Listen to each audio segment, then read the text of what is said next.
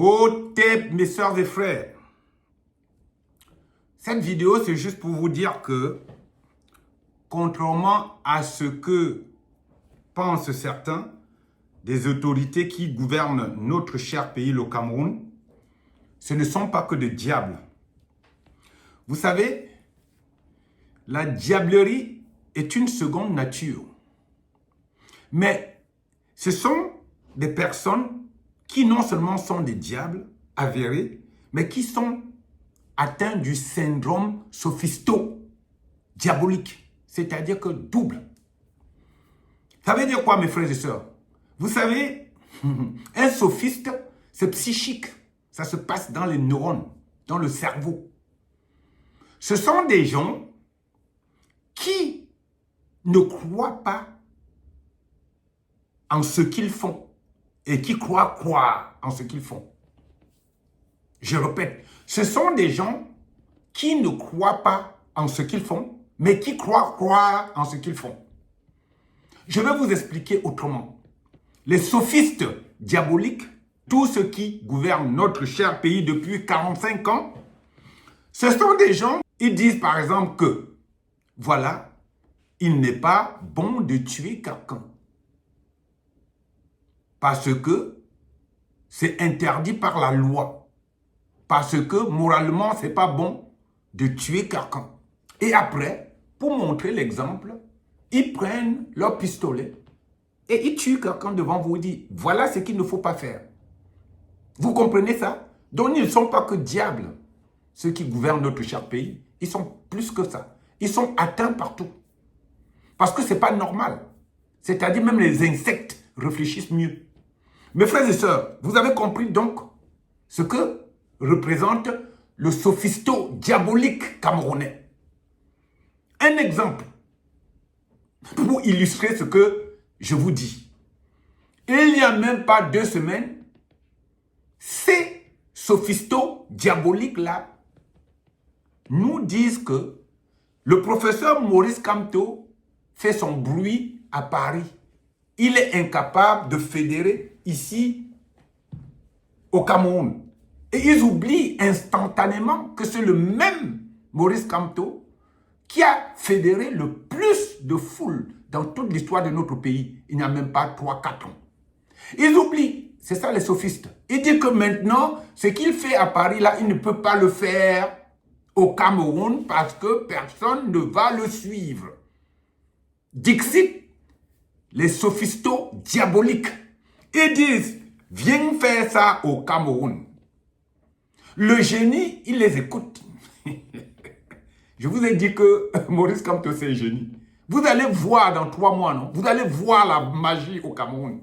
Quand je vous dis souvent, vous dites que oh. Je vous avais dit pour Franklin Namsi, vous avez dit oh. Maintenant, vous venez dire que oh, grand, tu avais dit ça avant. Je m'en fous d'avant. Voilà ce qui va se passer. Maurice Kamto est beaucoup plus intelligent que toute cette marmaille réunie. Eux tous réunis. Ils n'ont pas le 1 seul dixième du cerveau de Maurice Kamto. Le professeur Maurice Kamto programme son meeting à Paris.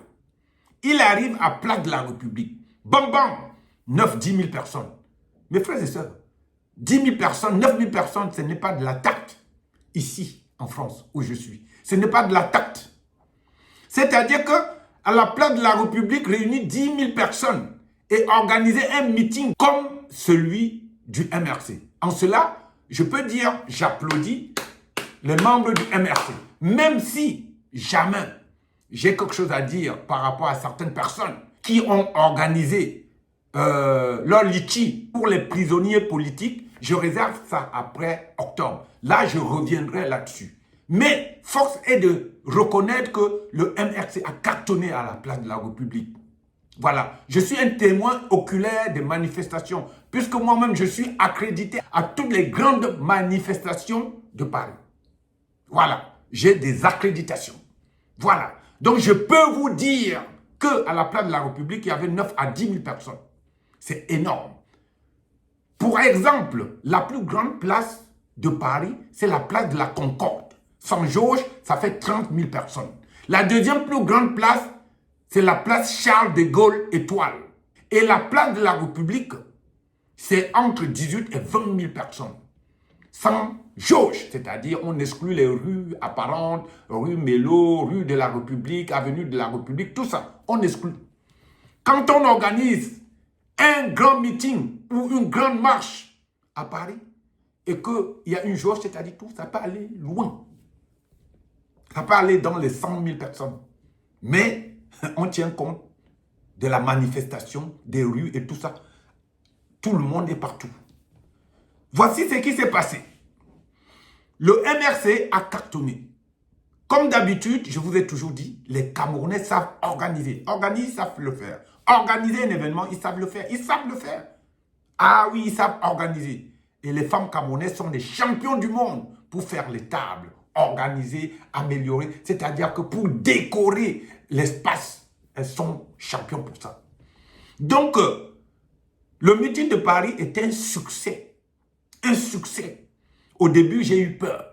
J'ai eu peur quand j'ai débarqué là. Il y a juste un mec qui était habillé en costume bleu là, avec des petites lunettes claires de peau, qui a essayé de me perturber en me disant de lui montrer mon accréditation. Je lui ai dit d'aller voir ses chefs là-bas. Il allait voir Henri Djoko, tout le monde l'a regardé de travers. Donc, il n'est pas revenu vers moi. Ça passe. Mes frères et sœurs, donc, le meeting est fini. Il y a un écorché timbré avec un cerveau disloqué qui s'appelle Ona, qui vient se substituer à l'autre, femme d'Ongo, que le professeur Maurice Kamto n'a même pas pris 1 an pour aplatir. On n'entend plus parler. Qui est Ona? Il ne peut rien faire. Il ne peut rien faire. Le mec, c'est quelqu'un qui a une cervelle qui se balade. Donc, il ne sait même pas ce qu'il fait. Il a une cervelle qui se balade 2 fois. Lui, là, il ne sait même pas qui il est. Donc, ne tenez pas compte. Jean de Dieu Momo, ma foi, franchement, on ne va pas épiloguer sur lui. Franchement, ça ne sert à rien. Ça ne sert à rien. On l'appelle ensemble vide, c'est-à-dire la nullité absolue. Donc, mes frères et sœurs, voici alors le professeur Maurice Kamto qui programme son retour au Cameroun. Haha! Tout le monde sort de son trou à rats. Oh! Il va venir ici, on va voir. Il ne va rien faire. Ma foi, de toute façon, il faut qu'il aille là-bas, chez lui, pour faire ça. Chez lui, il n'indique pas ce qu'ils veulent dire par chez lui. Le professeur Maurice Kamto n'est pas inquiété. Il rentre chez lui au Cameroun tranquillement. Plus de 500 corps armés se mettent en branle pour interdire aux gens d'aller accueillir le professeur Maurice Kamto. Vous avez compris le sens de sophisto diabolique? C'est-à-dire, eux-mêmes, ils ont dit que viens ici faire, on va voir. Mais quand ils viennent, ils disent non, tu es venu ici, mais on ne va pas voir. Non, les caméras sont forts. Mais ma foi, c'est pas comme ça va se passer. Je vous ai déjà dit comment ça va se passer. Tenez-vous tranquille, dans 3 mois et demi, 4 mois là, en octobre, c'est soit le Rwanda, soit le Cameroun sera un pays qui va tendre vers la démocratie. Il n'y a pas d'autre issue. Si vous voulez, je peux vous donner un scoop aujourd'hui. Je vous donne un scoop. Prenez le mal si vous le voulez. Je vous donne un scoop aujourd'hui. Maurice Kamto a déjà écouté en disant que All Pipi d'Engoudai, je l'ai applaudi pour ça, parce qu'il m'a écouté. Maintenant, je vais aller plus loin, mes frères et sœurs. En octobre, là, monsieur le professeur Maurice Kamto sera en tête de cortège. C'est-à-dire, au-delà du martyr, il va se sacrifier s'il le faut pour le Cameroun. Et à partir de ce sacrifice-là, le Cameroun ne sera plus jamais comme avant. C'est-à-dire, quand j'entends ces miraculeux sophistos diaboliques-là s'amuser avec leur flingue-là en disant « Ouais, vous allez partir et tout », je les plains. Parce que All Pipi d'Engoudai, c'est moi qui vous dis ça, au Cameroun. All Pipi Goudaï, il n'y aura pas de Bamleke, Douala et Wondo Bassa en octobre là. Donc, comme ce sont des gens qui ont signé un pacte avec le diable, qui sont suicidaires, ma foi, j'ai bien peur que nous tendions vers ce que je suis en train de vous dire. Parce que ce sont des gens qui croient encore que rien ne va se passer. Je t'ai dit, ce sont des sophistes de tous les niveaux. Ils ont tous les niveaux du sophisme. Diabolique, idiot, le sophisme idiot. C'est-à-dire qu'ils savent que quelque chose va se passer, mais eux-mêmes ils disent que rien ne va se passer. Donc je suis vraiment en colère contre ces gens qui gouvernent notre pays parce que ils nous ridiculisent aux yeux du monde entier. Ils nous ridiculisent. Ils disent quelque chose, 2 minutes après, c'est le contraire. Mais ma foi, vous vous basez sur quels critères pour croire que indéfiniment vous allez confisquer le Cameroun? Ce n'est pas possible. Je vous ai dit qu'en octobre, c'est la gare Dixit Maurice Kamto. Lui-même, il a composé une chanson, non?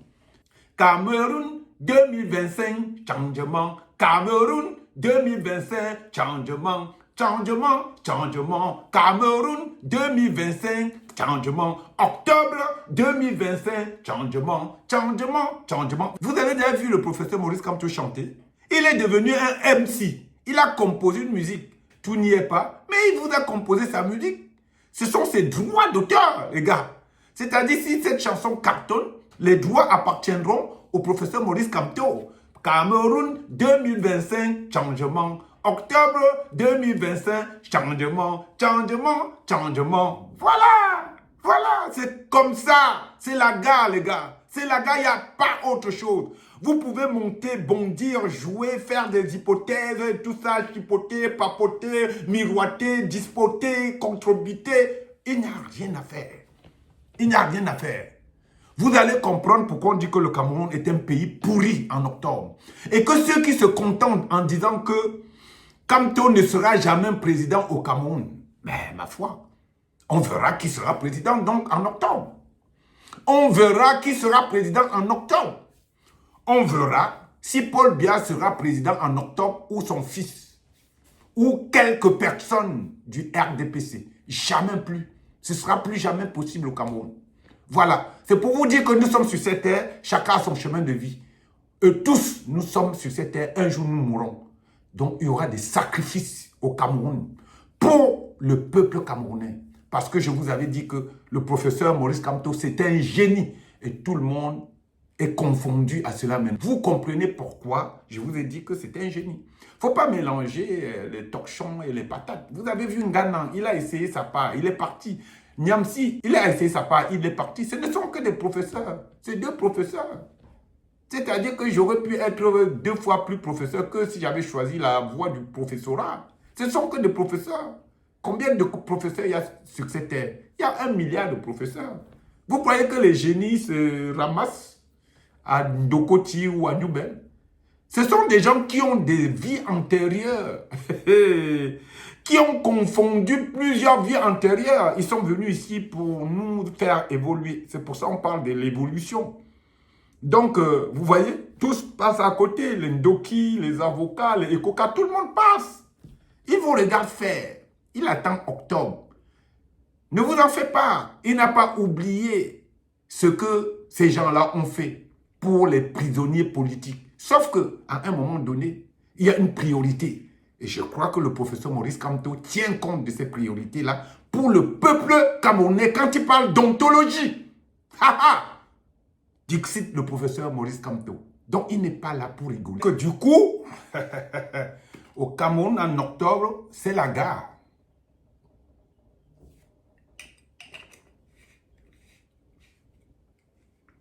C'est la gare. C'est le professeur Maurice Kamto qui l'a dit. Il a dit qu'en octobre, c'est la gare. Donc vos grimaces que vous faites là, ça vous concerne. C'est parce que vous croyez que vous êtes immortel. Vous allez vous rendre compte bientôt que vous êtes mortel. Encore plus mortel que ce que vous pensiez. Laissez les Camerounais voter. Si vous ne voulez pas, on va vous forcer à le faire. Vous êtes complètement hors bord. Complètement hors bord. Une seule personne vous donne une claque mémorable.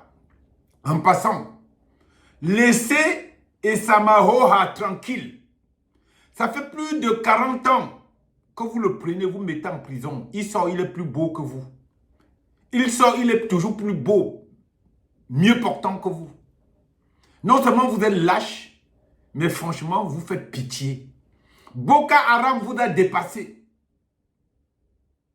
C'est grâce à Maurice Kamto que vous avez Bakassi.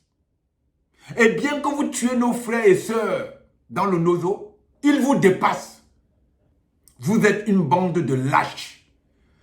Et Samahoha vous dépasse. Il est beaucoup plus beau, intelligent que vous. Vous le mettez en prison tout le temps, il sort. Il est plus beau, mieux portant que vous.